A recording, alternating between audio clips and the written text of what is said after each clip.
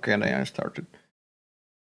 Okay, so the part which we're gonna be doing today is the continuation from the last part. Last time we discussed everything with those square bracket sections in a map ini file. So just a reminder, we have our map, we converted it from C2M file, which I no longer have, into the folder. It's here, it's from the Polish course, I think, because it's called in Polish. So we're gonna just rename it quickly. And then inside we converted map CIF to map ini, and here we discussed how to modify some sections here. And there are two really important sections which we haven't taught yet, and we're gonna be doing it today. This is mission data. I'm gonna be explaining this one, and the one more advanced, which is empty by default, is AI data. That's gonna be explained later by Andrew. So firstly, when you start writing missions, my advice would be to clear everything that's under a mission data. Just clear this to be an empty stuff there, and make some empty lines, because there will be a lot of writing here. That's gonna be like if statements. So basically, mission data is the only section which will be gonna declaring multiple times. Everything else, like static objects, AI data, player data, and so on, was declared only once, and that was the end, and mission data will be declared multiple times. And because of that, it is common to write IDs for each mission, because as I said before, if you have multiple sections, they have like hidden IDs inside. So this would be mission data 0, this would be mission data 1, mission data 2, and so on. So a common practice is to write something like that, mission data 0, or something like that. You can write a comment to, or maybe just 0, as whatever would you prefer. I'm gonna write it like that. I think this is the common convention. So we can numerate our missions and not to get confused. They can go up to 150, so that's a lot, and it's important to numerate them. And basically each mission is an if statement. So there are some parameters. I'm gonna just quickly rewind this to remind myself what is important inside there. Okay, so the first mission, which you would usually see on the map, looks something like this. The first variable, which you're gonna see everywhere, is debug info. This is not so important. You can just write some comment here, what you want your mission to be about. This is same as this comment, but you can write something additional here. If I would write something like 0 here and then after a comment start text, that wouldn't make any difference for the game. Just make sure that if you have multiple missions with same debug info, it might get like glitchy. So you always want to have each mission to have a separate debug info variable there. My common practice is to just write a number of mission here, and then I don't need to write any comments. But most people just write here something that's related to how the mission work. So this mission is responsible for like for displaying the cutscene at the beginning. Then we have description. This is gonna be -1 for now. If we would like to show our mission somewhere inside the game as a goal to achieve, maybe kill this enemy, maybe collect this item, and so on, and we want the text to be displayed in the game, like where you have O's and X's with the text, you can write some number here, but that's gonna be discussed in the next week when we're gonna be talking about strings and how to write text in game. Then this is the active parameter. It's basically 0 or 1, and this basically means do mission look every frame is a goal completed. So this is not a good example because this mission is a start text, so it's gonna be completed anyway. But if I would write something else different here, like maybe population and then 10, that would mean I need to achieve population 10 to activate some results. It's gonna check if my population is equal to 10 or greater, only if this parameter active is equal to 1. If it's 0, this is deactivated. And if we have different mission, which would be active, so we need to define debug info firstly, like maybe 1, and description -1, we can copy that. And if that one would be active, we can write that it's gonna be go true. And then there's a really important result, activate mission. So this way, and then ID, so it's gonna be 0, I think. I don't remember the exact syntax here. But the point is that we can activate it later in the game somehow, but for now it's gonna be inactive if it's 0. If it's 1, it's gonna be active from now on until it's completed. If it's gonna be completed, we can it's gonna be deactivated automatically. We can activate it manually again. So here, the next parameter goal, I already kinda assumed it's known what this is. Basically, those two parameters, goal and result, are the most important parameters of mission data. And all possible values which can be here, you can find in CulturesNation mode maps in the folders tools. There are like 4 PDFs, 2 are in Polish and 2 are in English. You can open those PDFs in your browser. And you can basically all possible list of results, all possible lists of goals. So take goals, for example, as the first thing. This is like a condition in an if statement. So if you ever programmed something, this is like what needs to be satisfied to run the code, and the result means what's gonna happen after the code will be run. So here, this is like, as I said, the default mission which is at the beginning of every map. We're gonna always have a cutscene somewhere. And this basically says if nothing is there, so this is gonna be always completed, play some cutscene. And this part I added to make the map being explored. So I can show you how this works in game. I assume you know, but I'm gonna show you that if I would remove this part with the play cutscene, the cutscene won't play at the beginning. So I can now show you how this works in game after it's gonna load up.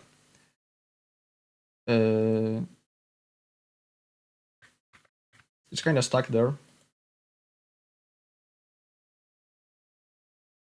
I don't know what's happened. Maybe there are a lot of maps. Okay, it loaded. Wait, I need to lower the volume. And if I would open the map now, I think it's this one. No, it's not this one. I changed the category, I think. It's here. So this is the map, which I showed last time. I changed some different... their nations are a bit different, because that's the map which I was showing for the Polish community. And as you can see, we got the cutscene at the beginning. But now, if I would remove this result play cutscene, we wouldn't get this cutscene. So we can restart the game. And now you can see the game started, there's no cutscene. So this result basically means that the cutscene will be played at the beginning, some cutscene. How to link it to actual text will be discussed in a week. And this result is the one that explores the whole map here. If I would say something different here with those arguments, it would explain only partially the terrain. So maybe let's say I want only to see the Saracen Castle and this part. I can check for firstly what those 4 zeros means. And for that, I need to go to the PDF with results, then find explore area here, and we have all arguments explained here. So the first argument is player, that is 0, because I am player 0 on single player always. Then we have X and Y and the range. And there's an edge case when if we would write those values to be always 0, the whole map will be discovered. But let's say I want only this part. I can write here 100, 100, and maybe 20. And now if I would restart the game and wait a bit, there's a cutscene, and only here the terrain is like showed up, because 100, 100 will be the rightmost downward corner, and this is roughly the radius of 20. So that's how we can explore the terrain using explore area command. But there are a lot of more commands. Like if you would look at the list of the goals, there are like a lot of them. And if you would look at the list of results, there's also like a lot of them, like more than 100 or so. They are some of them are really complex, and some of them are really straightforward. So now I'm gonna show you which are like easier to and more common to implement in the map.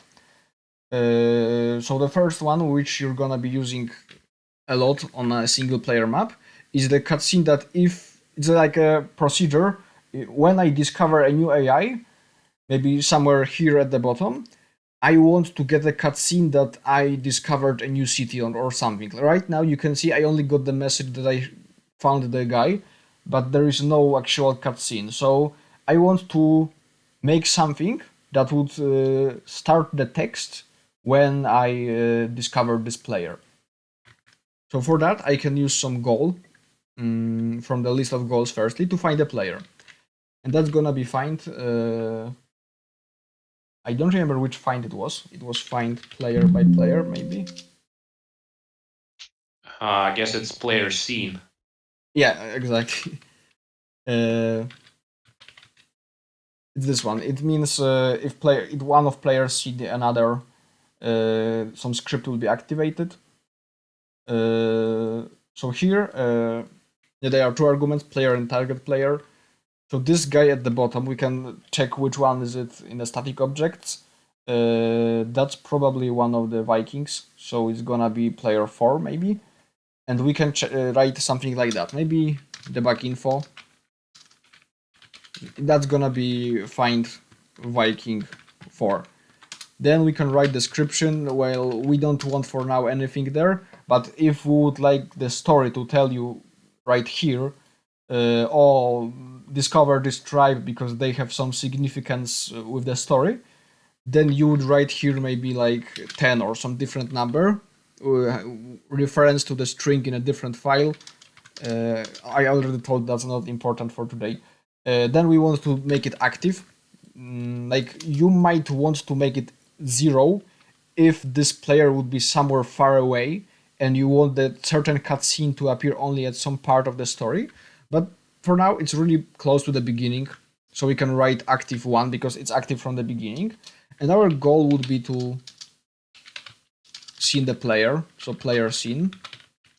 And we are player 0 and they are player 4, so we write something like that. And our result is to play some cutscene. Now I'm gonna check which one should I change because I'm not sure what was the exact meaning of this 0 and 1. And this is a result, so it's a different PDF. And first one is cutscene ID, so we need to change something there because each cutscene has to have different number here. And the second number basically means are we able to see this cutscene again after closing it? Should we be able to see it again in our last scene briefings or somewhere there? If it's 1, as it is by default on many maps, we're gonna be able, but if we would change that to 0, that cutscene could be seen only once and never again. So this is our full mission now. Let's check if it's gonna work in the game. So firstly I'm gonna restart, and now the mission is 0. I should get some cutscene, and here it is. And now if I would go down there and explore this guy, this purple player, I should get another cutscene that I saw a player. And as you can see, I got another cutscene that I found this player. This one should... Oh, this one is hidden in the diplomacy. I wanted to show something about making it hostile, so I'm gonna make it possible to declare war on them. We can try again. Now we should be able to change the diplomacy towards them after discovering them. Yeah, we get the cutscene, and now we can make them neutral, for example. I mean, they are already hostile towards myself because I think that's what I said. I'm gonna change it back to the neutral so I can show you how the point to which I'm trying to get is that you can make some player give you another cutscene when you declare war on them. So maybe this is some merchant, he doesn't expect you to fight, and then you suddenly fight with him, and he says something, oh, how you dare to do this. And to do something like that, we can write another mission for that. That would be second mission. I'm gonna pause it. Our debug info might be something like war on Viking 4. Our description for now, that's gonna be almost always -1. We don't expect this to be a part of the story. That's a choice of the player to declare this war. So it's gonna be -1. It's gonna be always active because like we always can change the diplomacy status, and now we can use some additional goal. I think it's gonna be something with diplomacy. Yeah, we can set the diplomacy state.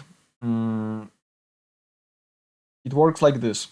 Like we have here the documentation. I'm gonna move to this to my another screen because I myself don't remember all of the names there. To be honest, we want a goal. Our goal is diplomacy state. So basically, we're not looking for the change in diplomacy, but we're looking for the final state of diplomacy. So it should be like activated when it's gonna be hostile, then active is gonna become 0 after it's finished, and it's gonna no longer mean anything even if it's still hostile. So we can now we need to write, as I'm looking at the documentation, the player who sets the diplomacy. So that's gonna be them towards us, not us towards them. Then target player, so us. And the question why I wrote 40 instead of 04. If we would write it 04, we would get the message as soon as we change this diplomacy to hostile. But we actually want to get the message when we attack them. And when we attack someone, this person will change their diplomacy towards us to be hostile automatically. And this is the action which we want to be a cause to trigger this cutscene. That's why we want them to be hostile towards us, not us to be hostile towards them. And now the another argument is a string. That's friend, neutral, and enemy. I guess you could also write 0, 1, and 2, or 1, 2, 3, but it's more clear to write as text here. So you're gonna write an enemy, and our result would be again to play some cutscene. Maybe now with the ID 2. This ID doesn't matter anyway for now. And now you should see something like this. I'm gonna start the game. There will be one cutscene. I'm gonna find them. There will be another cutscene. Then I'm gonna declare war on them, and there will be a third cutscene. That's how it should work now. So I get here the first cutscene. I can now walk towards them, discover them. Now I get the second cutscene, and now I can declare war on them. I hope the Polish UI is not a problem. And now if I'm gonna attack their building, I should get the third cutscene that they are now hostile toward myself. As you can see, that's wrogi means hostile in Polish. So maybe let's gonna get a little bit creative. Let's say that if we're gonna attack them, this guy gonna spawn some soldiers in his headquarters to prevent this attack. That's gonna be the next mission. But maybe before that, one thing which I can show you. The more active mission you have, the more laggy the game can be.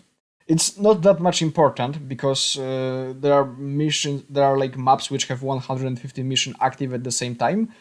But technically, for like computers for 25 years ago when this game was created, it was really good to keep those active missions count as low as possible. So what we can do here, we can write this active to be 0 before we find the Vikings, and only after we found them, we can add a result to activate this mission. So this way, it's gonna work exactly the same in the game, but now this mission is not active, so the game is not checking every second did we declare war on them, or did precisely they declare war on us, but instead the game is only checking for this one, did we found them. If we're gonna found them, the game gonna change this 1 to 0, and this result, sorry, not return, sorry, that's my Python habit. Result, it's gonna activate this mission, and this one's gonna be active. And as you can see, at no point in time we have 3 missions active at the same time. So I can now show you that this indeed is gonna result in exactly same thing in the game. So we can restart the game, and now it's gonna work exactly the same. First cutscene, I can go there, I can find them. Yeah, there's another cutscene. I can now declare war, attack this house, and there is a third cutscene, even if this is not active because I activated it here. So now to the next part.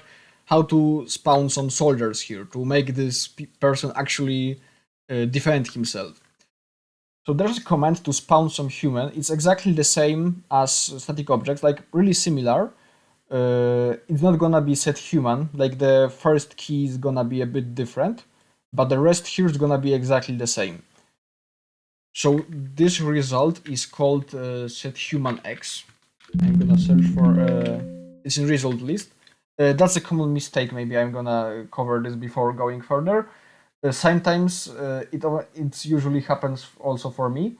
I'm trying to search for a result in a goal list or for the goal into the result list, and I'm confused why I cannot find anything.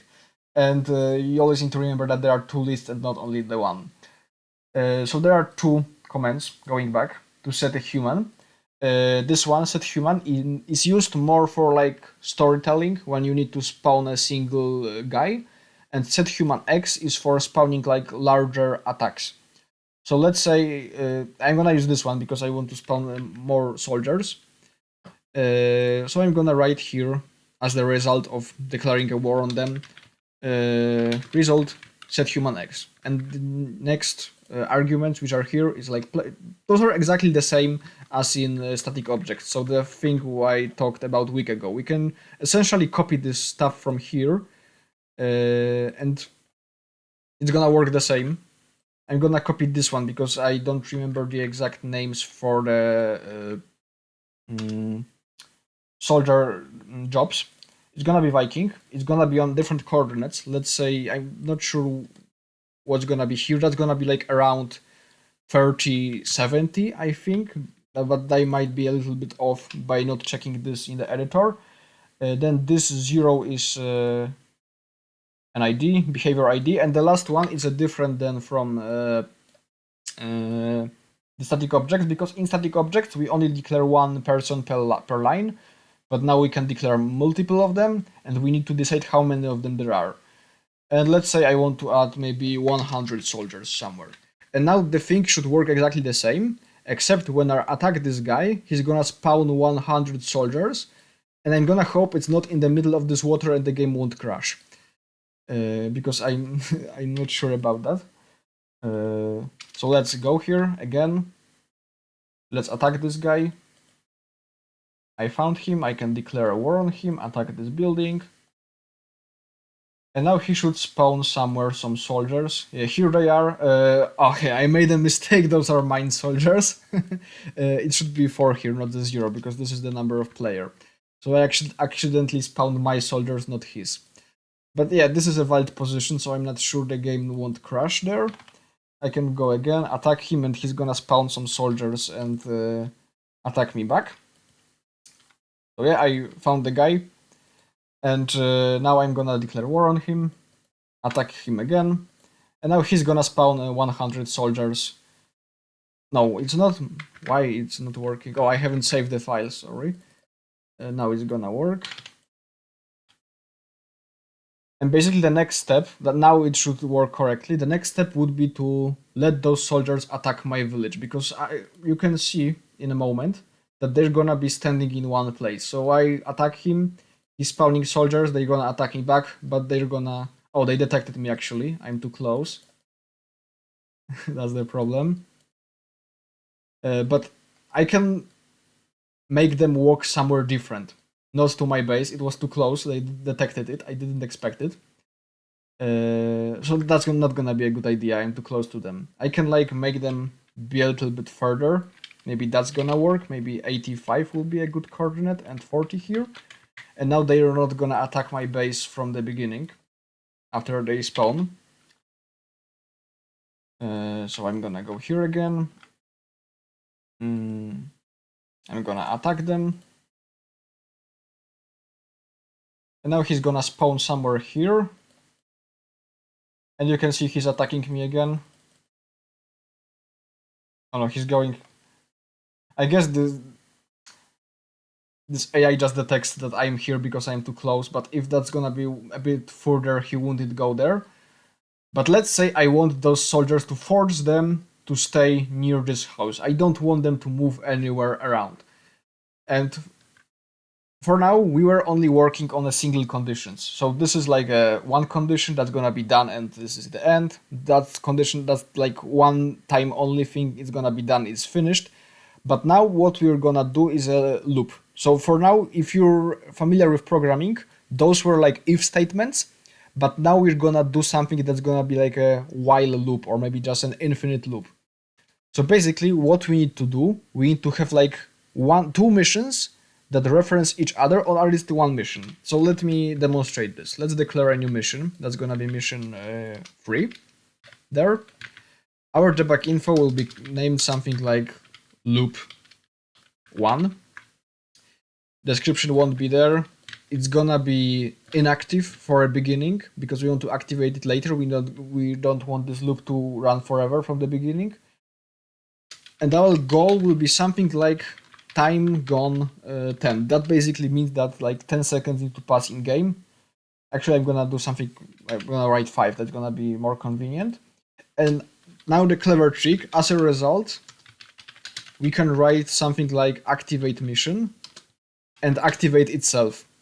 So it's gonna work something like this. If from somewhere outside something would activate this mission, it would wait 5 seconds, then it would deactivate itself, and it's gonna go to the results. And the result says, well, activate this mission. It's gonna activate again, wait 5 seconds, and then the loop is gonna happen indefinitely. And in this loop, we want soldiers to order them to stay near this home, so they're not gonna be coming there. So it's gonna work something like if we would be spamming here our mouse button to keep soldiers in one place. And for that, there's a command. It's called in result list send human. It sends unit to like specific location. This is basically the same as steering your people with your right mouse button. It's exactly the same command, except you can do it manually for AIs. So you can write result send human, and we want to send them to their original location, 4085. And to actually send them, we need to declare some ID here. For now, they had ID 0, which not gonna work because everyone else also have an ID 0. Let's say the soldier is gonna have an ID 1. So like all of the characters which are at the beginning of the map, like those builders, mine, which are now dead, and everyone else, has a hidden ID of 0. But those soldiers, after I'm gonna spawn them, they will have a hidden ID of 1 there, because I gave there a 1 instead of 0. And here I want those humans, all of them with the ID 1, to be sent to those coordinates. And I need to activate this loop from somewhere outside. So I'm gonna write result activate mission. And now I'm gonna write ID 3, because that's a third mission. We need to remember that we're counting from 0. And now basically they should like every 5 seconds go to this home after they're gonna be triggered to attack. I think you've made a mistake because in the argument you said, yeah, not sent, but send D instead of. Okay, sorry, yeah, typo. I need to restart the game. Thanks for that.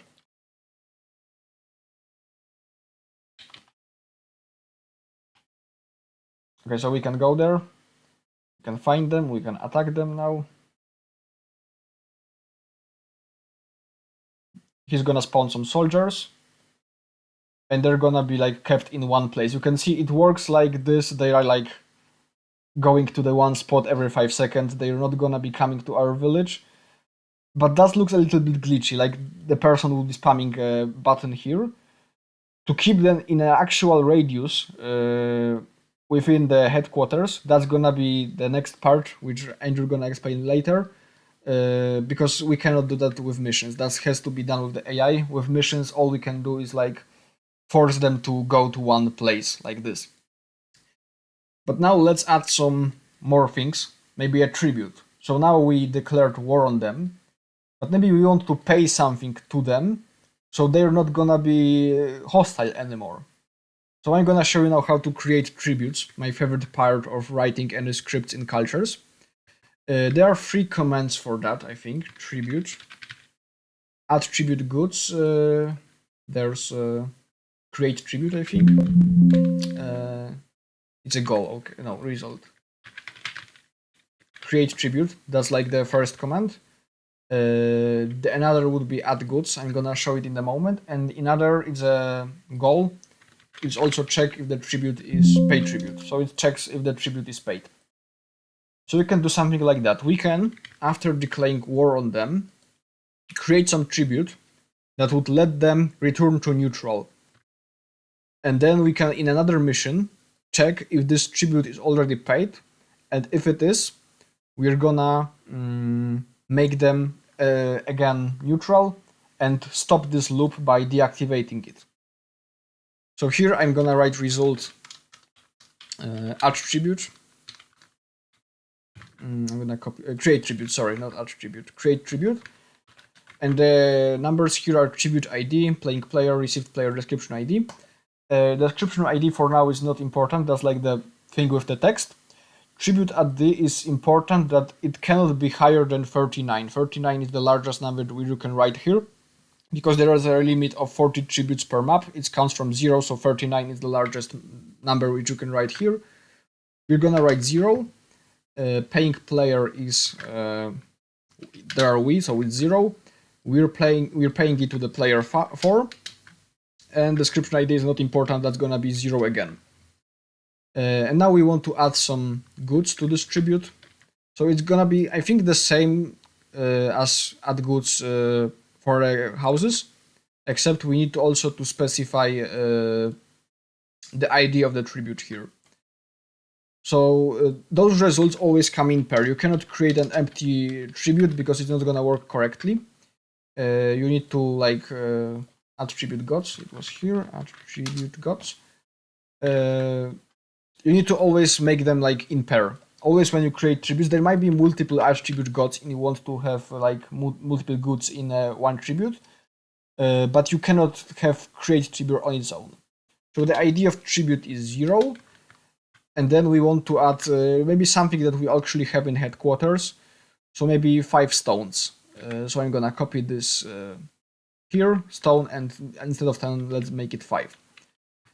And that's gonna add a tribute. It's not gonna do anything yet. But now if I would make them hostile, they would like create this tribute in an UI for diplomacy.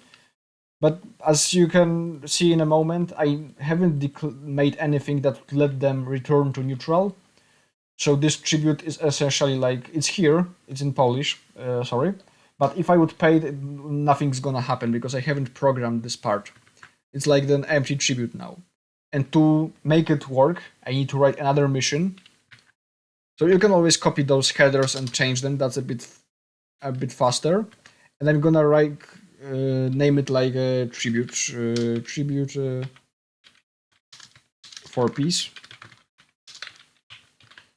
It doesn't have any description. It's not active. We want to activate it here. So I need to also remember to write result activate mission for here. So this activate mission activates the loop for keeping the soldiers in one place.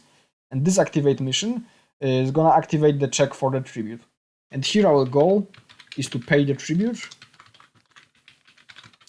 And if that's, and now we need to write, I think, only the ID of the tribute, but I'm gonna check to be sure if it's the case in the documentation. Is the goal? Yeah, only the tribute ID, nothing more. And now if this tribute's gonna be paid, we can write a result to change diplomacy. That's gonna be different than what's here, because here it's a goal. We are checking what is the current diplomacy state. But now we actually need to change the diplomacy. And that's gonna be in a result, not goals. That's gonna be diplomacy. Set diplomacy, and basically we need to set it for 2 players, not only from, because there are 2 diplomacies involved. Player 0 toward player 4, which is this one, and player 4 toward player 0, which is this one. We need to like make both us neutral to them and them neutral to us, because it's gonna be really weird if we're gonna declare peace on them by paying something and they're gonna be neutral, but we're gonna be still hostile. We need to always remember that it should change both ways. And to do so, we need to have 2 results. So let's set the diplomacy here. And the arguments are like changing start. Wait a second. Those are Player change. Okay, so we need to 0, 4, maybe friend or friendly. I don't remember. Friend is correct one. And the same goes for them, for 0. And after doing so, we want to deactivate this loop so the soldiers won't go around like crazy. And for that, we can use result deactivate mission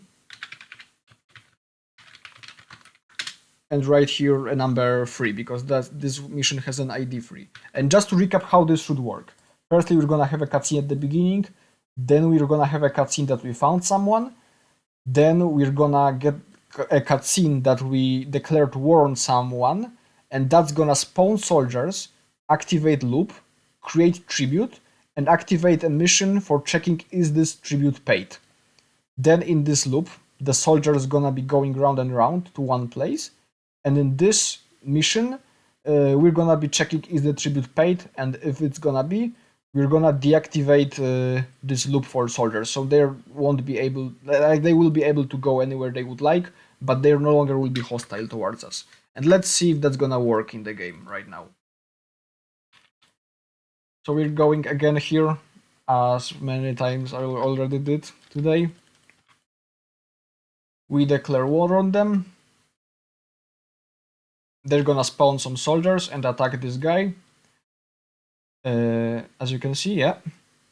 And now we can pay the tribute to make them neutral. They are neutral again, I mean friendly. Note that I haven't written here any cutscene result. So when I paid this tribute, no cutscene was activated, because if I would like a cutscene to be there, I would need to write result play cutscene. Maybe what was the last idea of a cutscene here? 2, so it's gonna be 3. So now it's gonna have an additional cutscene for making it back to be like friendly. So that's it. But now you can see they are now free to go anywhere. But now if I would repeat this again and try to attack them again, this is not gonna work because this mission is deactivated. It's only like activated once when you see them, and then it's always 0 after like one use. You can see this. If I'm gonna now declare them to be hostile and attack them, I don't give any cutscene, and there is no like command for soldiers to be in one place, so they're gonna raid my village as they did before.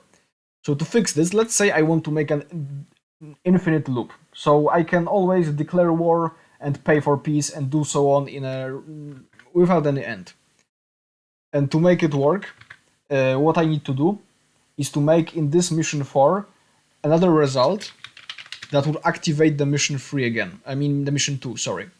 So it's gonna be activate mission 2, and that's all. And now if I would repeat the process, the whole process again, so I would go with the guy here, attack them. Yeah, it's gonna be really repetitive for you to test those missions, especially when you will have a lot of them. So that's gonna be hostile. They already declared hostility towards me? Oh no, it was a previous cutscene that I found them. So you can see the soldiers, they are coming back, they're killing me.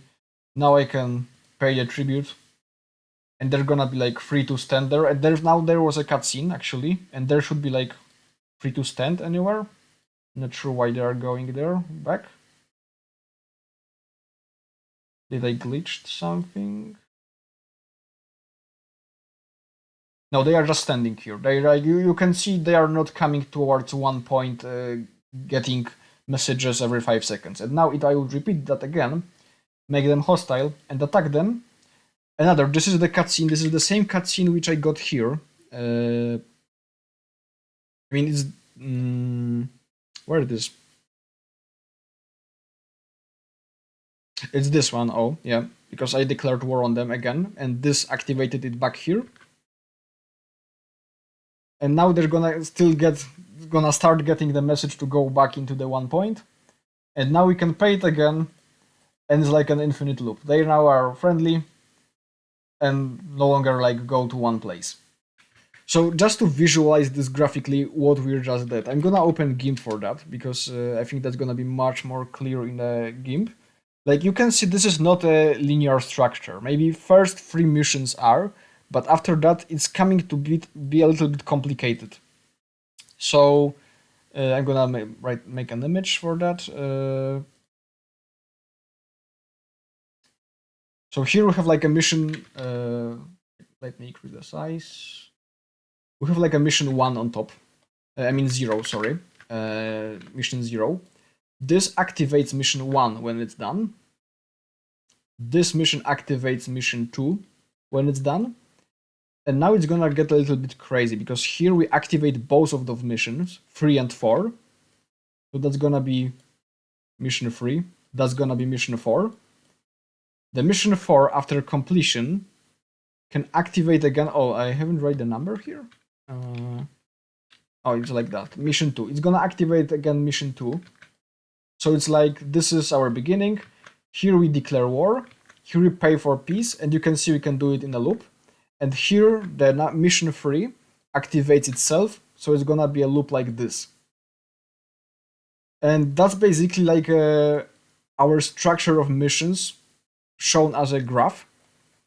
And that's gonna get a little bit complex more later.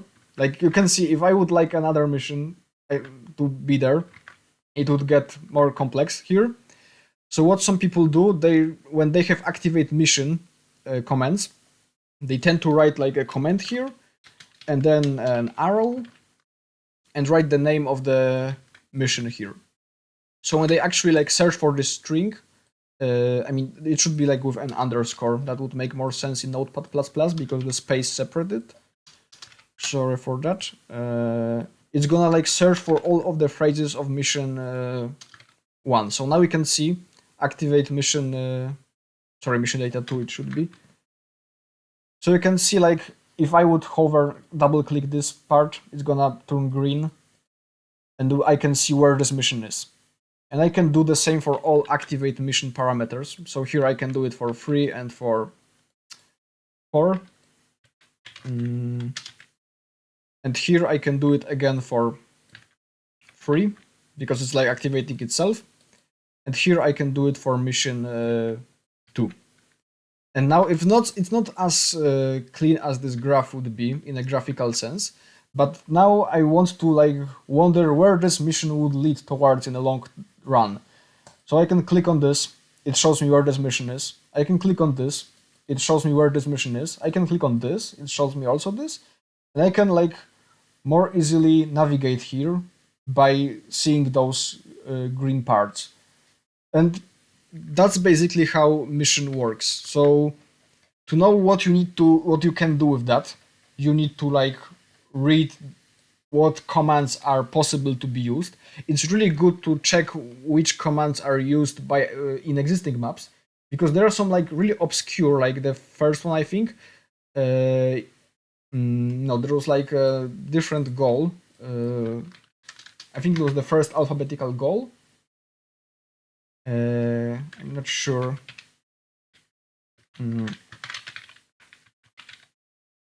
Landscape.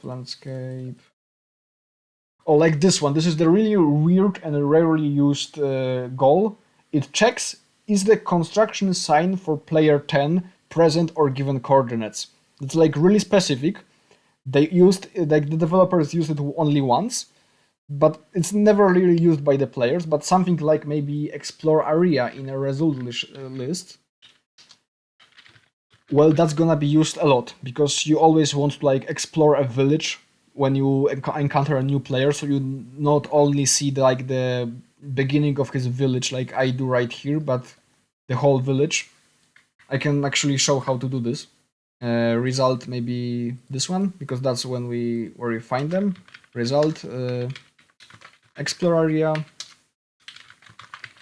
It's for us. It's gonna be like around where they are standing, so 40, 58, and maybe the radius would be 40. And now if I would discover them, I should like see most of their village if I'm right with the coordinates. I can go here, explore them, and together with the cutscene, I would also get, oh, that's a too big radius, like the 40 is too much, but you can see it's the same effect as if you would go into some big city within the campaign and see it whole explored at once. So yeah, explore area will be quite common. Yeah, and my advice would be to just look into existing maps, read those documents. You are really fortunate to have them in English because like before CN Mode 1.3 they were only in Polish and German. So now they are in English, so that's really cool. So you can like read existing maps, see those two PDF files. They are really important. They are like in the tools folder. I would say that by now for mappers, these are like the most important stuff, except for all of the converters with exe. This is like the most important documentation in all of cultures mapping for now. There are obviously like different versions of this, like the TXT are somewhere I might have them, but the current one is a PDF. So that's up to you. Do you want to PDF or I can send you an old TXT file, but it's in Polish and German, not in English. So for my part, oh, it took me almost an hour. That's all for now, I think, from my side. Because yeah, I can show you more of those, but it's gonna be more cool if you would try to experiment on your own, I would say. And there are like too much of them to show you all of them. I think I showed the most important one, which are like uh, tributes mainly, because you want to write the tributes here. I really often do this, and like the seeing the player, exploring area, activating the mission. There's also the different one, deactivate mission. I haven't used it here, but it works the opposite way. So I think I used it. Yeah, I used it. Sorry, I used it. So deactivate and activate are like the most important, I would say, all of them. And I think that's all. Are there any like questions for this part? I don't know, Nicholas, if you would like to mention one of the parameters in the mission, which is successful if. Oh yeah, I forgot about that. I would need to like have a. I haven't prepared a scenario for that. Uh, Okay. yeah, but basically there's another parameter which is optional. You're gonna use it in more complex scenarios. So you can use something like it's called. I always spell it wrong because there are like same letters. The successful is a difficult word to spell in English correctly. By default, each mission has like a hidden parameter that looks like this, and it basically means something like if there are multiple goals, you need to complete all of them to succeed. So now I would only see the cutscene if I would discover all three of those players. And let's try this. I modified it a little bit. So in order to get the cutscene, I need to like explore all three players now. I don't remember which one these were. This is the player 1, which is not important. This is player 4. Okay, I get the cutscene. Why? Uh, okay, actually, it's by default 0. Sorry. So that would mean I need to satisfy all of those goals. But now, if it was 1, I did it by mistake. But 1 means that only one condition must be met. So I discovered player 4, and that's enough for the game. It ignores 2 and other results, and it goes straight into the results. If I would select mission successful if 2, that means that most of the condition must be met. So it's gonna trigger only after I will find like 2 players of all out of those 3. I don't remember how it exactly worked when there was like an even number of conditions. I think this is half plus 1. But for uneven, like the what means to be the most conditions is like quite clear because that's 2 of 3. We can test it now. It should like trigger when I discover 2 players. So here I'm gonna discover player 4, and I think player 2 was somewhere here. Yeah, I discovered them. I don't get any cutscene yet because that's only one condition. It's this one. I need another one to make the mission complete. That's player 1, so it doesn't count. It has to be either 2 or 3 by now. And I found player 2, I think. Yeah, I think actually. Yeah, the numeration is a little bit different in game because it comes from 1. But I found this yellow guy that triggered one of those. I think it's 3 and 4. And it, or 2 and 4, I don't know. And it triggered the cutscene where I discovered this part of the map and have a possibility to like anger this guy, and he's gonna create soldiers. So that's successful if 2. Successful is if 3. This is like the negation of the condition. So this mission is gonna like be immediately mm, completed unless I see this player. So if I already found them, it's gonna be never completed again. But right now, if I would run the map, it would complete immediately because it checks, do I see the player uh, or, and I don't because it's the beginning of the map. So it's gonna trigger like immediately, I think, or will it? No, the negations sometimes work a little bit. I haven't saved them up. Sorry, it should trigger immediately by now. I think right after this cutscene. Yeah, and it triggers immediately because I haven't seen it. This guy. If I would found him somehow in that 1 second, I would never be able to complete this mission again. One really tricky thing is when you want to manipulate the percentage of the conditions when you have successful if two. Let's say they are like maybe 6 players on the map or five, something like that, and I want precisely to find two of them, not like or maybe four. I want to find four of them, but the majority would already count as three. What I can do is to add an empty goal that would never be satisfied, and this is usually done by searching by making a goal to reach a really large population. So there's like population, maybe for player 0, 1 million, and this basically checks did I have a majority of those, and now it's like 6 missions. This is like a void mission kinda, and I need to only have 3 or 4 of them to actually work. I can like make more of them. Now I'm quite sure that I need to at least find 4 players to complete this mission. Of course, I can also try to reach population 1 million, but that's impossible. So this is why people use population because it's really easy to like an impossible goal here. But you can also, if you have an inaccessible island, you can also make like a goal to find this island. If it's not possible to do so, it's gonna work exactly the same. So that's how successful if parameter works. It's kind of abstract here because I haven't prepared any example how to actually show this, but I think that was quite understandable. If you open the list of goals, because that counts only to goals, like Yazenkov decided it should be in the list of goals, uh, it's there. So there are like 4 parameters. It's all, only one, most, and none of conditions. Like uh, in Polish, it's called quantifikator. Not sure what's the English name for that. Uh, but that's a mathematical term what this exactly means. Quantifier. Oh, it's a quantifier, like in the theory of sets. Okay, so I think that's everything. It took me 1 hour to explain it. Are there any questions about this part?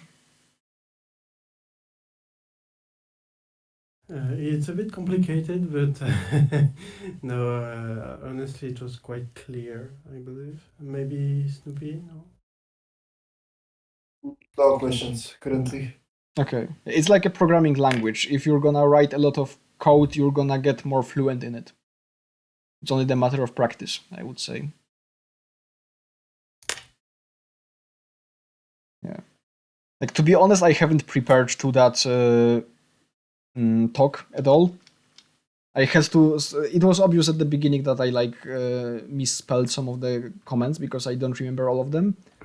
But you can see how fluent I was without any preparation to talk about this. Mm-hmm. Because like, Yes, definitely. I mean, it's only a matter of understanding the vocabulary and how it's spelled, but it's like there's a lot of information once again. yeah, it's like a learning new programming language. Quite a dense. Yeah, but it was quite clear. Okay, so for my Uh, part, I think that's all. Andrew, are you okay. here to take on? I'm present. Yep, I Okay. can take over. Just let me turn on the screen. Uh,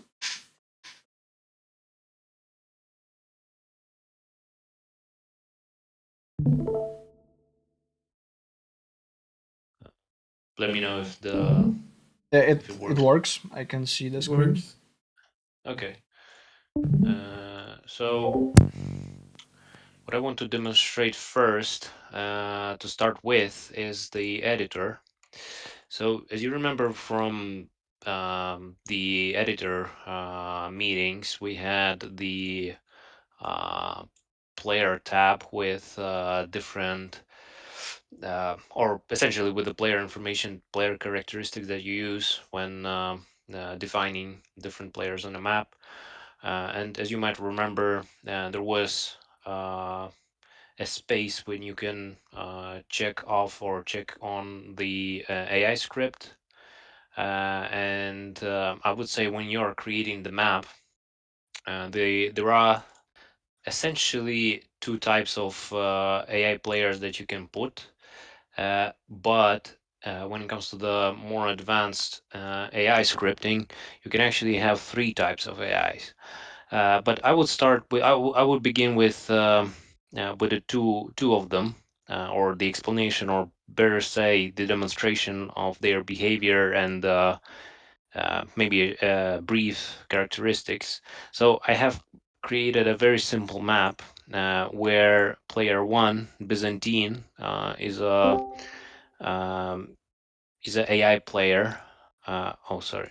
Um, is an AI player that has AI script on. It's orange, and there is also the other player, which is player here, Viking player two, also AI player, control type, and it doesn't have the AI script on. And now I will demonstrate you the difference on the map.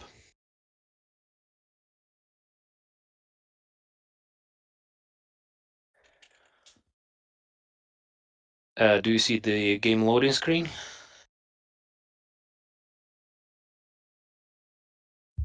Yes, yes. Okay, that's good. Okay, Yes, we see the game. Yes. yeah. So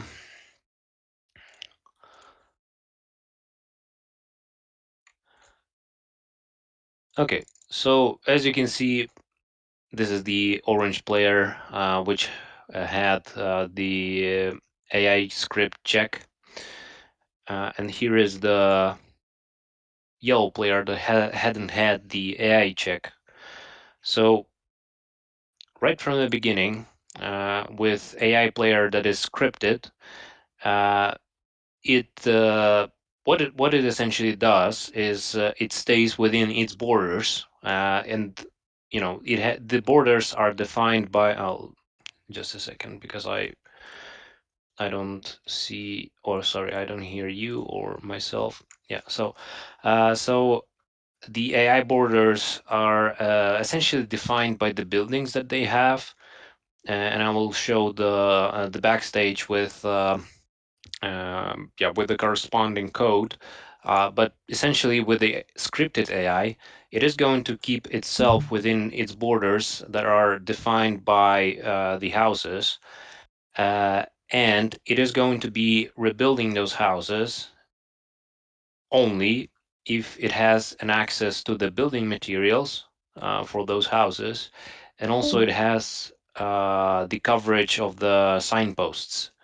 So essentially, if I were to put something, I don't know, something far away from the AI, like here, and if I were to destroy the building, it is not going to be uh, it is going to be replaced. So the AI is going to be placing like the I cannot build it right now, but it is going to be placing like the foundation of the building, but it is not going to be having any way of rebuilding it by its own. So it is not going to have, unless of course you will put somewhere close the building materials, and also unless you're going to be connecting the spot via signposts. So um, the thing that the scripted AI can also do is to behave in a different ways. Uh, it also, beside rebuilding, it can also replace its own population, which you can also define in the AI file, and it is going to be replacing its own population until the defined limit. But it is not going to be replacing its own military limit by its own, unless you also code it. They are not going to be using the barracks and creating the soldiers by themselves. They can only produce soldiers spawning, and not doing it like like the humans do with manually assigning the or using the assistant. So this is how the scripted AI works in a nutshell.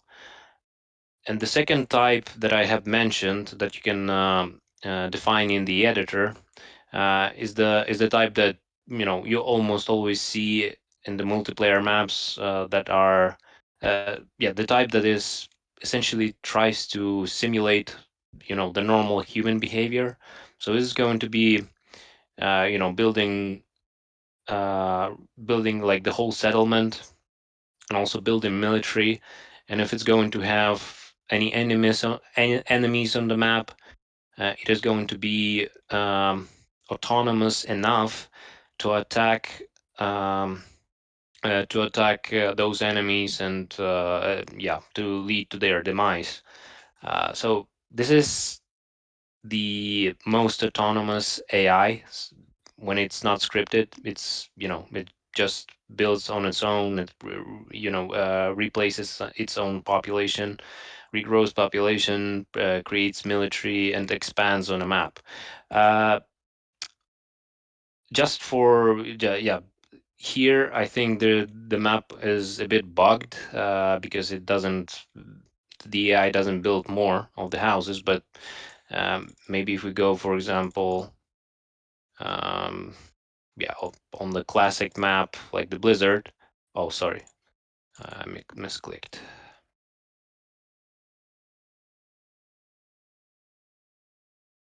And the Blizzard.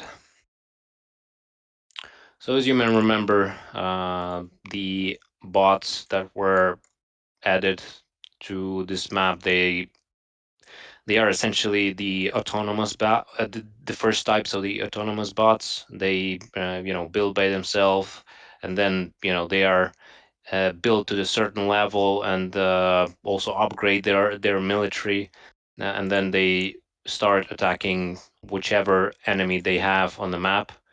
Um, so yeah, pretty much yeah. How this is how they work. So the the AI file is the one that serves to code the behavior of the bot that is not autonomous, the one that I had explained, the first, which just regrows population, rebuilds buildings, but cannot create military on its own, cannot attack anyone on its own, and cannot expand on the map. So and for that, this is the backstage. So the AI file. Uh, this one is so if we take a look at the player characteristics, the ones with the AI script checked on, they have appeared. The players that had the AI check script on, they have appeared in the AI file. So there is a convenience in the normal editor that it creates code by its own when you have this check on, and essentially you don't need to code too much. But for the advanced behaviors of the bot, you would need to use this file.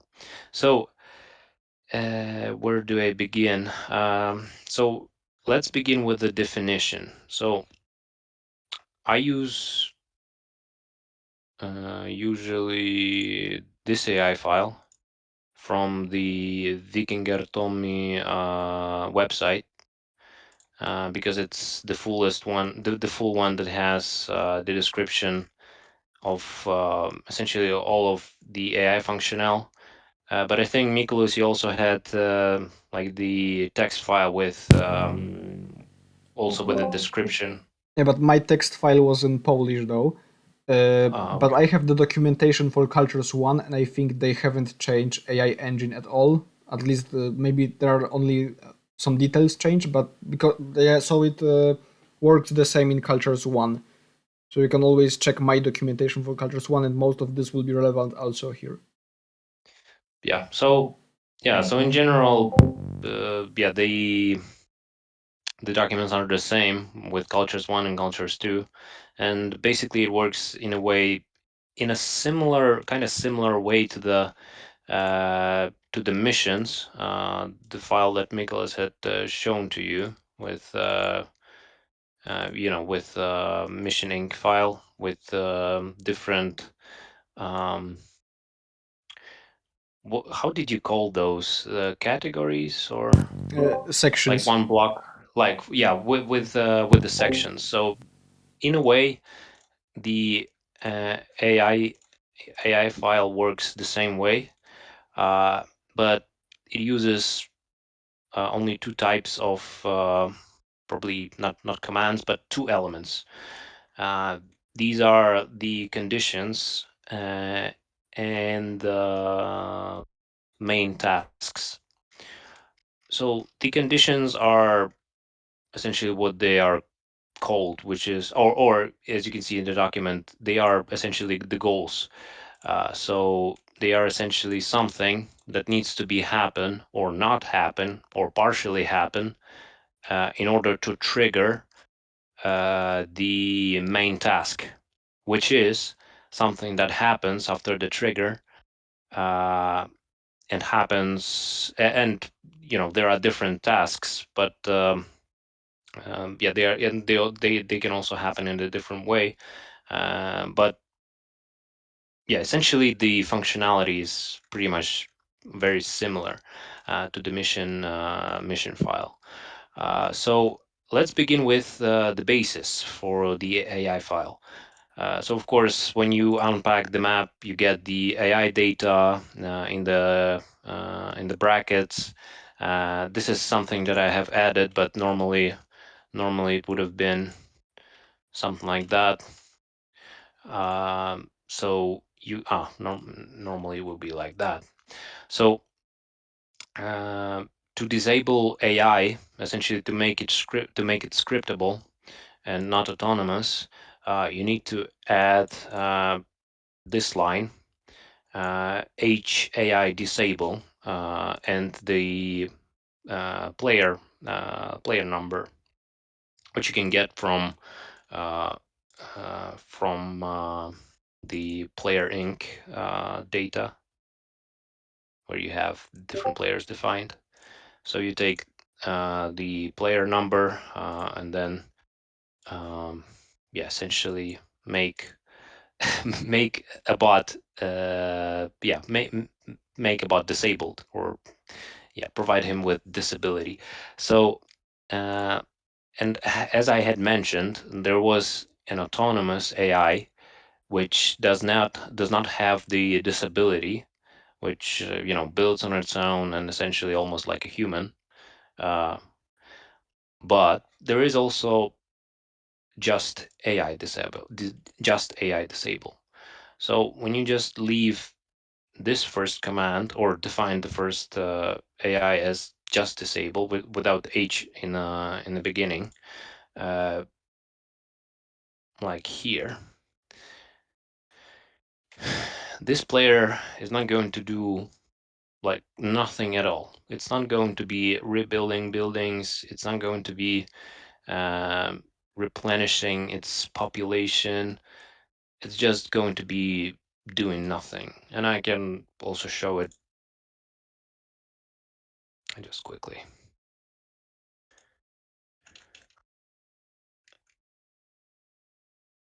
I think it would have been better if I used CN mode 3 with application switches, but let's stick to this one. Uh, so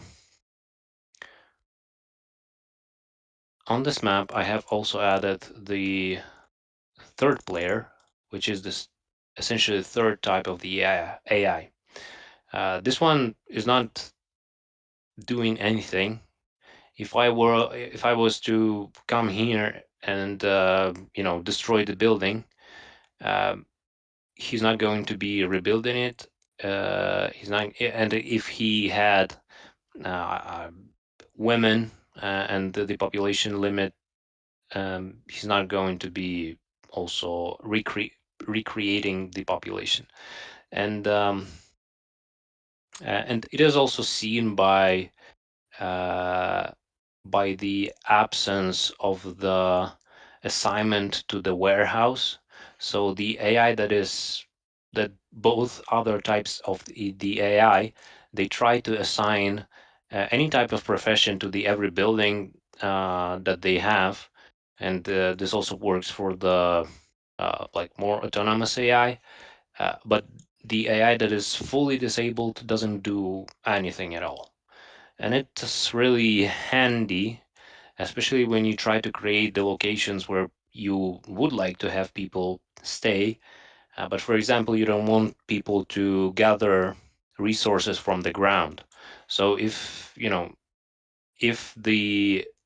this person would have been assigned to the warehouse, then it would have been started doing its job with carrying the goods into the warehouse. And if we want to avoid that, then we disable AI fully or use the third type of the AI. Maybe you have questions at this point because I've talked for a bit. No, no questions for now. Okay.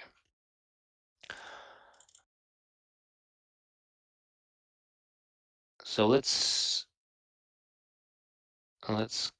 continue. So with fully disabled AI, which I showed you just a second ago, you don't really do anything. You specifically defined it as disabled because you don't want it to do anything. So you just leave it as it is in the AI file. But the purpose for today's meeting is to get a bit more into detail with the AI that we can script, which is HAI disable command or definition. And yeah, and with the scriptable AI, you always provide the definition of the unit limit and max unit limit. So with those two commands, essentially unit limit is the limitation or the maximum amount of civilians, and of course this also counts in the women and the children that the AI can have at the present moment. So when we define, for example, we have this AI, it has unit limit of 17. But if I make and as you remember, or maybe I can just show you. So it has the unit limit of 17.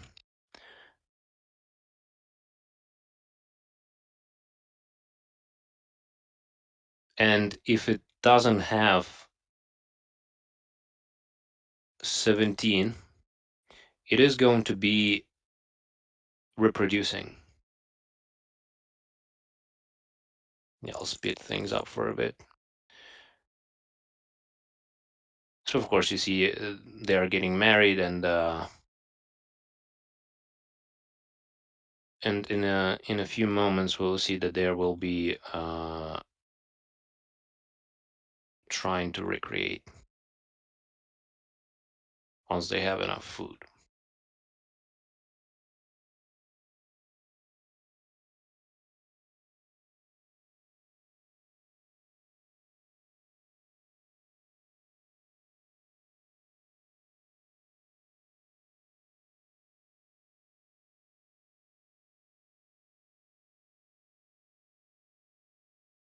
As you can see, civilians went home for the beds for some bedtime, and as you can see, they have already, yeah, they already have babies. So yeah, so when the AI doesn't have enough humans, it is going to be reproducing. But if we define, for example, we have like starting, I don't know, it was like 4 women, several civilians. And if we define 5, for example, in the unit limit,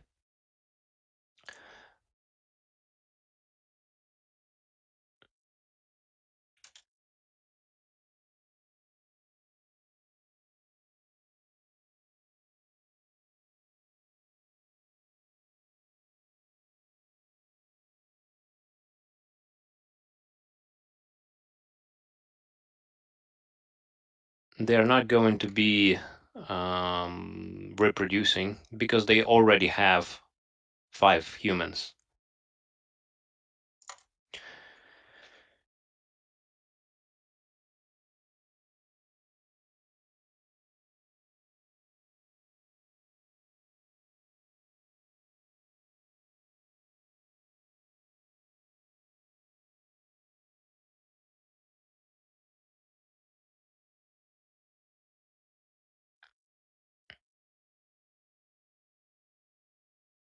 Yeah, so as you can see, they don't order in a brackets, of course, metaphorically speaking, they don't order babies because they already have.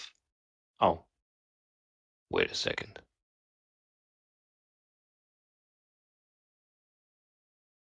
Yeah, number of civilians. So, okay, sorry, I made a mistake. It's number of men that counts.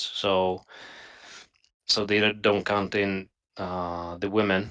And if they, yeah, and as you can see, we have 3 civilians, and I defined the civilian level at 5. So they're going to be, yeah, getting more of them. Max unit limit. It's not really used because it's the definition for civilians and soldiers together. So it's like the maximum of civilian men and soldiers that the player can have. But I normally don't use it because it doesn't really affect the amount of uh, humans that the player one makes, because essentially you want to control. Normally, you would want to control the number of civilians. Yeah, so this is the base definition. But of course, we can also, always can also. I don't know if it's going to be okay, it works. Okay. So yeah, for example, you want 5 civilians plus 10, so 15, but it's not necessary because the disabled AI is not able to create the soldiers on its own. Then we can go to the conditions. So and first things first, as I already mentioned, with the normal editor, when you put the houses of the AI, of the disabled AI, it automatically creates code for the defense of those positions. Uh, and it also sets the default position of the soldiers based on the probably average coordinates, or the program tries to put the standard position of the soldier somewhere in the middle. But the way it works, that if I was to put, for example, yeah, I can actually show you the code first, or I probably should.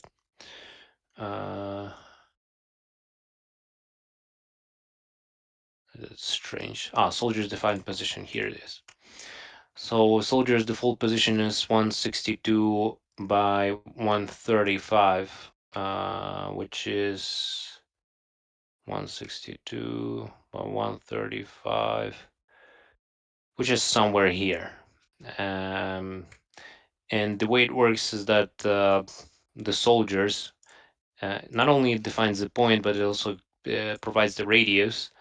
Uh, and the way it works, that if I were to put soldiers around, like for example, if I were to take Iron Spearman here, Iron Spearman here, soldiers here, and here, uh, and if I was to define the point here with a very small radius, like only around here, then the soldiers, when the map starts, are going to be draw back from every position to the defined default position, like here. Um, okay, I have already converted the map, so I cannot really demonstrate that. But if you want the soldiers to stay in the same position as you put them, like for example here or around here, you would need to put, for example, keep the same point, but you would need to increase the radius. So the is it hexagon, Nicholas, right? What? I wasn't listening. It's okay. So when you put point and when you increase the radius, the form, the figure of the area is going to be a Yeah, it's a hexagon, right? hexagon. Yeah, you can see Okay. this using I think the Okay. goal tab. You can specify, or in a txt tab, you can specify the map location. And Yeah, yeah, yeah, yeah, you yeah. can see it's So gonna be a hexagon. yeah. So I don't know if it's no, it's not internal editor because I forgot how to use. I haven't used the normal editor for so long. Yeah. So yeah, it's going to be a hexagon, and the way if you want the soldiers to be, oh, we can actually check what it has been set to automatically 162 62 35. So we get 62 35. So this is the location, uh, and we get the range of 40, I guess. Yes, 40. And that's where the soldiers are going to be staying whenever they have the chance to do so, because they can also be doing the main task, and well, I'll explain it shortly. But and if we want those soldiers to be staying in the same location, those in the same location, essentially everyone in the same location, we would need to increase the radius, I don't know, 70. Okay, covers them. Not enough for them, but we would need them to change the coordinates. Let's say we'll put 140, 142, 140, 142 with range of 70. Jump to position. Okay, and they are covered. Those will stay near the barracks, for example. And for those, okay, let's check 90 or not even 100 because this is the big location. Yeah, now everybody's covered, and the soldiers will stay in the place where you have put them. So this is what the default position is about. You define uh, you define the player, you define the point on the map. Essentially, that maybe a center of the settlement, or um, yeah, or I don't know, so somewhere where it is like the central location of the position of the bot. And then you also provide the radius, which is going to be a hexagon that is going to be covering the area. One thing that there is one issue with the default position. If you would like to put, for example, or cover, let me cancel that. If you would like to put, for example, soldiers here to be staying, I don't know, like defending this position from the start, from the get-go, and also defending this position. Uh, Essentially, uh, you cannot set several default positions because there can only be a one default position.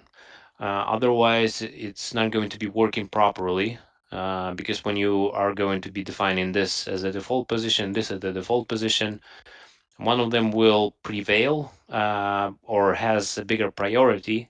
I don't know the exact background or the code that defines what is the priority. Probably just the first definition in the code, but uh, if I were to define several default positions, it's simply not going to be working. So if you want several settlements to be covered by the same AI, you would just need to use the main task defend code for the soldiers distribution.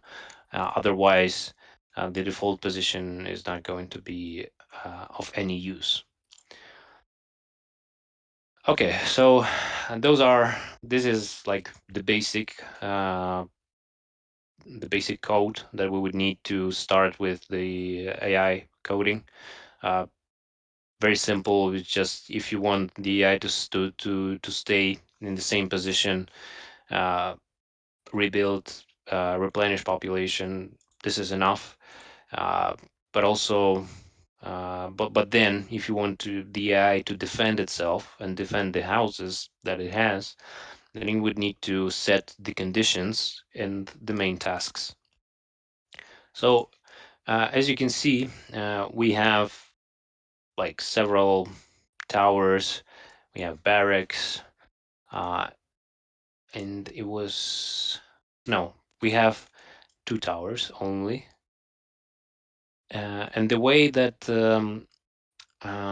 the AI works when you convert the map, or when you put any tower on the map, the AI will set the condition uh, like this. Set condition on house in range. And I will explain you what it actually means. I apologize for the document that I'm showing might be not really understandable because it's in German, but I hope that my verbal explanation will be enough. Um, so, condition. So, as you can see, we have the condition, which is called the set condition on house in range. What it essentially does, or which with maybe I should start with what with every condition starts, is the uh, player number or the player ID. Then every condition has its own ID, and the same as we have in the mission file, which starts with mission ID 0. In the AI file, you also start with a uh, condition ID 0. So same as the mission file. Uh, then you get the ever active or not ever active. Essentially, what it means that when the condition is ever active, I guess it is active when it is activated once. It is not going to be activated ever again. Uh, and with some conditions, you probably would like to have that, but normally it's not really useful. So as you can see with the corresponding numbers, so you have the player ID, we have the condition ID, and then we have the ever active or not ever active. And if you want the AI to keep uh, using the same condition and also doing the same task, for example, defending the same position, you need to leave it as 0. Otherwise, the condition will be used once and the task will be used, will be done only once, which with some conditions you don't want to do, unless if you want the AI to attack certain way only once. Then you have the coordinates, uh, essentially x axis, y axis. Uh, 20 is the radius, so it creates the hexagon. So similarly, that you saw a minute ago, for example, we have, I can actually check how much. So we have 123 to 18.5. 123 to 18 by 5, jump the position. So as you can see, it has defined the position of tower. It has, I don't know why I don't see the, that's probably too small, but if we make it 10, uh,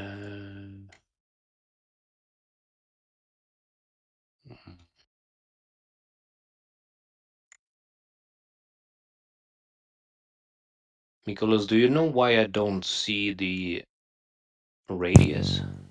Or I mean the, You can jump to position and see if it's there. okay, but if I make, for example, 5 or 6, it still doesn't show. You can try to uncheck the map location and check it again. Ah, okay, thank you. So as you can see, the editor automatically defines the position for the building defense for the AI. So essentially, the building position, the radius. Um, Here it is. Then we have uh, the player ID of the player that owns the building. And in our case, it's player one. And then there is a definition, or a definition ID that defines whether the player uh, the player in the condition, the player owner of the condition should be hostile to the owner of the building. So essentially, of course, as we want to defend the same building, then of course player one should not be hostile to itself. So of course 0. And then uh, there is a definition of the house, of the type of the house. So for example, if you want this condition to work only on for the or for example, you want only work for the warehouses, you would put the 1 in here. uh, and for example, if you want to like the if you want it to work for the working house, for example, stonemason or bakery, then you define different number. And then the last digit means that whether the building should be counted into condition, whether it is completed or not. So if it's not built, then then yeah, if it's not built. So here, with our example, the building should be it shouldn't be built. So if it's not built, it's still going to be counted into the condition. And then in our case, we have the player one, which has the building of its own defined in the as you can see. So player one, with condition 0, with with essentially a reloop with the building of its own. Uh, what was that? With the building of its own, and he's not hostile to himself, and the building is for it should be uh, yeah, so the type of the building, and then we also have the so it shouldn't be built. So it then counts in, and then based on that, uh, we can assign, based on the condition, there is a task assigned. For example, this one is the main task, defend. So with tasks work a bit differently. Sometimes they have a bit of a different writing. So as you can see, um, every task starts with the player ID, and then every task then gets the priority. So this is the main probably the main difference in the writing uh, of the task compared to the condition, as every task has a priority. So, for example, if you define different or bigger priority to a particular task, then the AI is going to be essentially prioritizing that and then doing that instead of something else.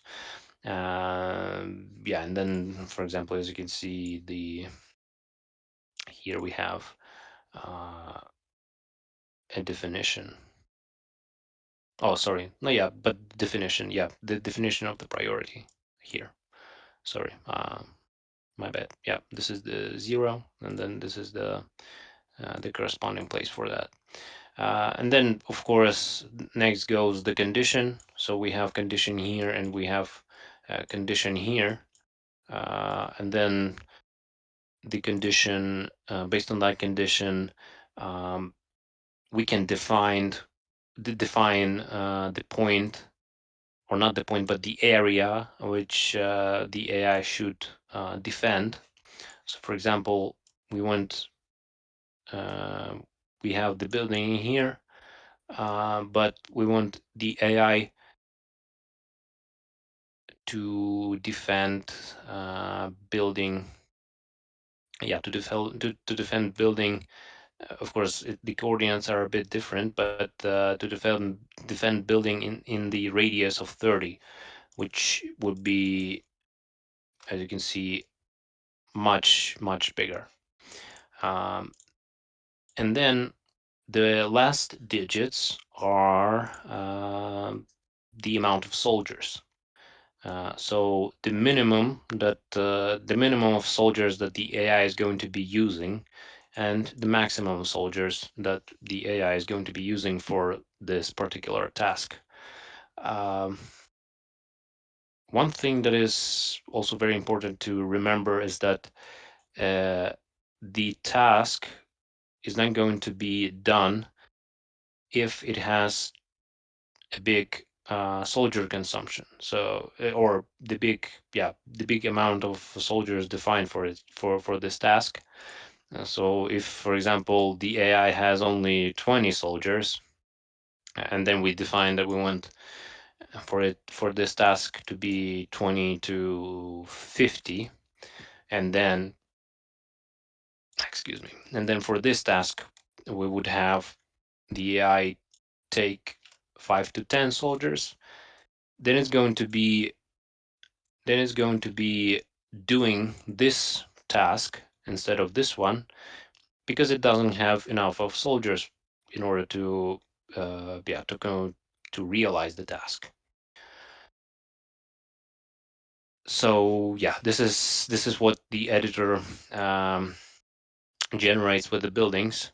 I see that I have only 12 minutes until we have the next meeting, so I will speed up and maybe debrief.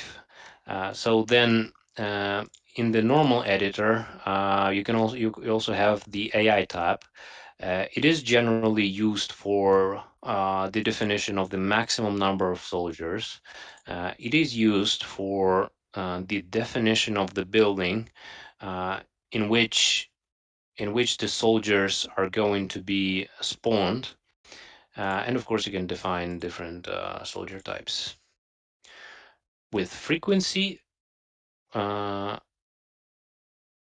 and of course, you can, yeah, and here it says 3 barracks per AI player. But with editor, you can essentially set, yeah, a bigger amount. So with AI, you can see that you can also set the attack points. And with the attack points, you define the coordinates uh, as such. You have the position, you have the radius, uh, and which is very important, you can define the time. So uh, how often, when, and how long. Uh, and to translate it into the coding language, I would start with the creation of the soldiers. So how it's done. Uh,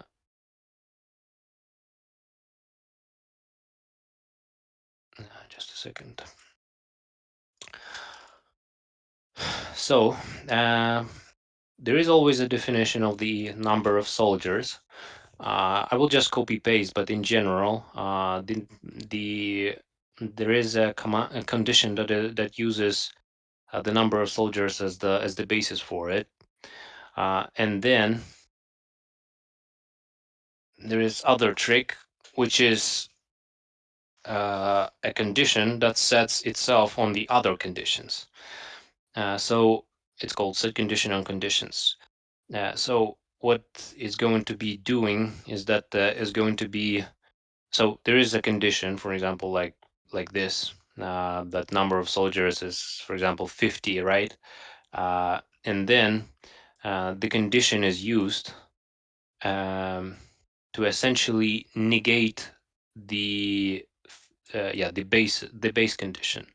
So in the block, it means that uh, if the amount of soldiers is not 50, because we have, I will explain in a second. So because we have this additional uh, condition set, uh, and the same way that Mikolos has had explained with the uh, successful if, when you had one or two, or it was by default it's 0. So 1, 2, 1, 2, and 3. The AI file and coding also has the same or pretty much the same writing. And if I scroll back, number of soldiers on timer, uh, creatures, diplomacy change, condition on conditions. So as you can see, of course, always we start with the player ID, and then we have the condition itself. Of course, this is almost always 0.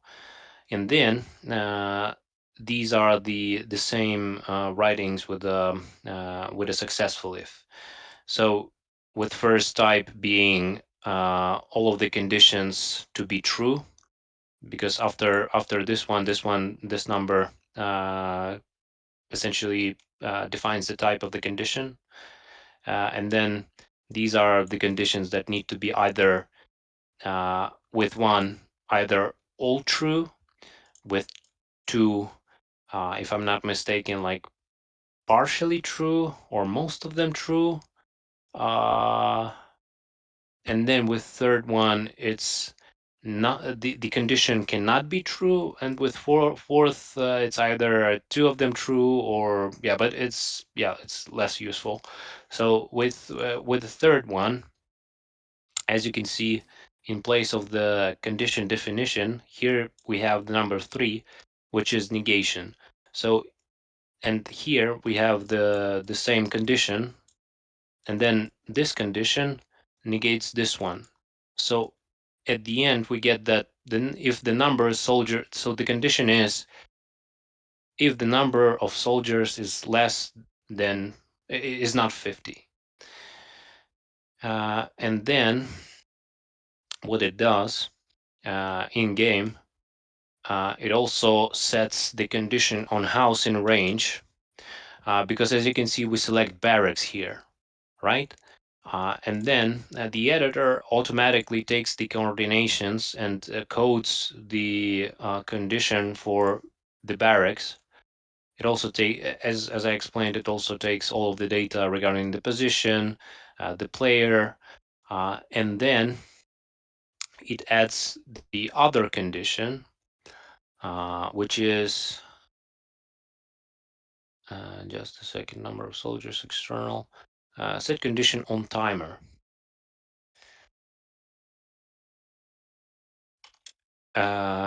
Which is yet another condition. Um,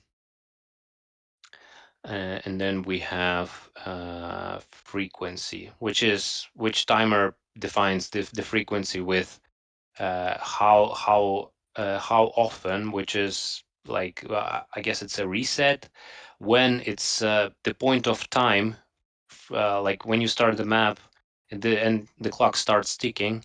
This is the value that defines the moment of the time when the AI is going to be starting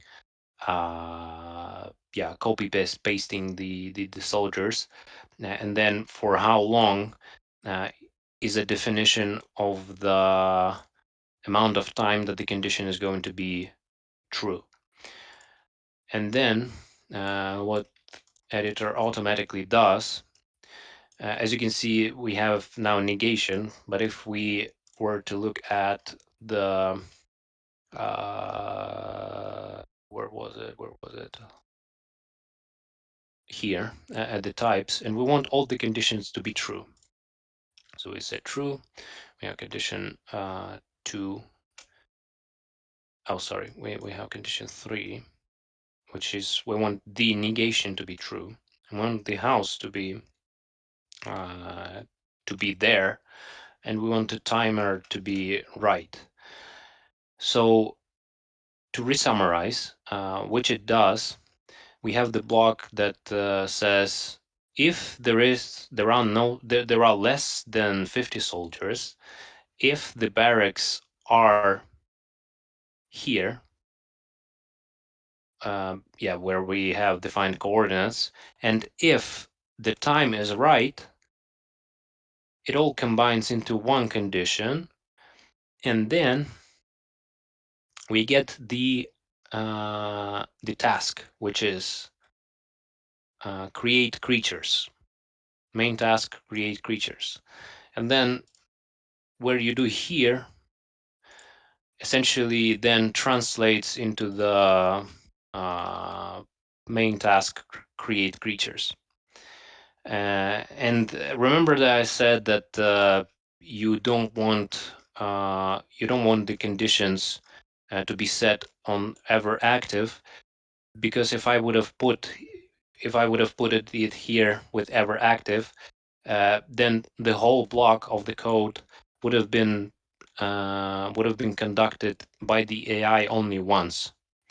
Uh, and if you leave it on 0 with which is not ever active, which doesn't sound logical, but in a way, which it means that it's going to be on a loop and constantly relooping, which which Mikolas also demonstrated with the activation of the mission on itself and like the backwards activation. Uh, yeah, in the same way it works with the timer here. For example, you want the number of soldiers when same works with the attacks. You have the condition for the number of soldiers. Uh, uh, you get the condition on timer because you want to you want to have the loop, and then you set the condition on conditions, which essentially takes into consideration those two conditions, and then you get the main task, which is attack, because you want to define the attack. And then you also put the corresponding data in order for the attack to get started. We are out of time, so yeah, I don't know if you have any questions up until this point. I have talked for a long, and I have said a lot, so I don't know. No questions currently. Okay. Okay. Yeah. So just to summarize, yeah, it works similarly to to the mission data, with the sections and um, with the conditions or the goals which trigger something that you also define, and then with AI. Uh, you don't get too much of the of the conditions. You cannot have a lot of conditions. It's like I don't know, 1 2 3 4 5 6 7 8 9 10, so around 12, and then with main tasks you get 1 2 3 4 5 6 7. So it's much less when it comes to the diversity compared to the mission file. But still, you can do very interesting stuff with that, especially with the this condition, which is which essentially uh, links this file to this file. So in a way, using the script from the mission file, you can affect the behavior of the AI that you have coded. So, for example, as Mikkel showed you, or there was an issue when you wanted the AI to stay inside the base. What you would do, you would, of course, it can be made much simpler, but you can activate the behavior here with the command called set external flag, and then essentially you can manipulate the behavior or the bot, using the script from the mission ID. Uh, and that's how it works. You just code the behavior, and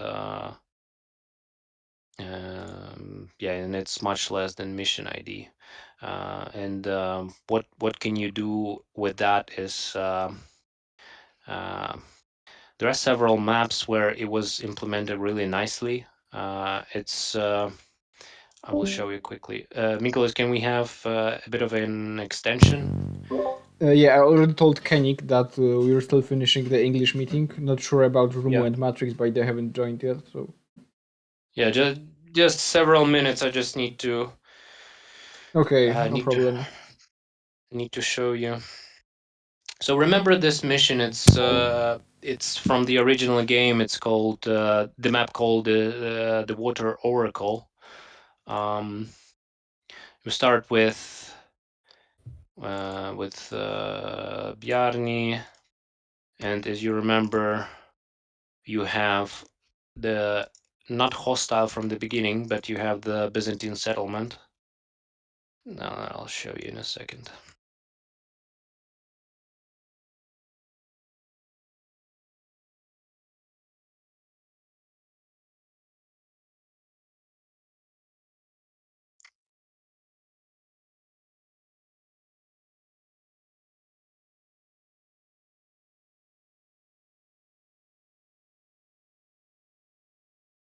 Okay, so desert robbers. Uh, they are neutral to you from the beginning, from a get go. But if you overstay your welcome, I think there is a timer in the mission for that. Uh, oh, as you can see, they have changed the. Yeah, they became hostile, and in a moment you will see that they will start producing soldiers. Ah, no, no, no. Sorry. I think with when the missions ended, everything has become disabled. So sorry for that. Um, let me do it once again, but let's try not to kill Bjarni.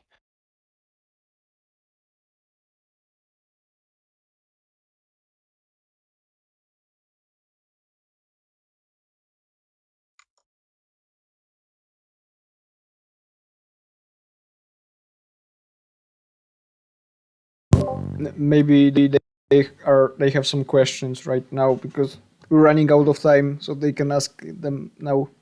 Yeah. Well, while I'm checking this, you can No, no ask. questions. No questions? Mm.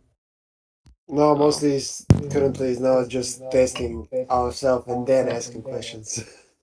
I think, Ah, yeah. no, I won't have time. Yeah, so the homework for next week, I would say it would be to write those scripts like Mission and AI, but it's so complex, I wouldn't expect you to do it in a 1 week. So you can at least try to start it if you have some progress already with other sections. Hmm. oh, it should work now. Uh,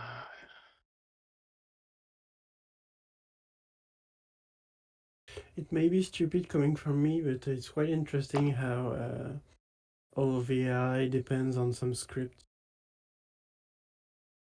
so sorry once again. What was that? What was the question? Why does AI? It's not a question. I was just saying I was quite impressed about how all of the AI behavior depended on a few scripts. I mean, it's not if you make it more complex, and that's what I'm trying to showcase now. Um, Maybe you need to kill some of their soldiers for it to decrease to. or yeah, because I don't know if you remember, but they start first of all they start spawning the soldiers here, and then they also start to set up the patrols around the desert. Yeah. Uh, yeah, I think I know what I got to do. I need to find the camels, and then it will probably trigger. But my point is that you can use both files with the AI scripting and the mission scripting if you want to. Uh, oh, sorry, it's lagging. If you want to really make the behavior of the AI believable and interesting. But I don't see if they are. Yeah, but anyways, let's not drag more time. Yeah, that's the whole point to that I wanted to showcase.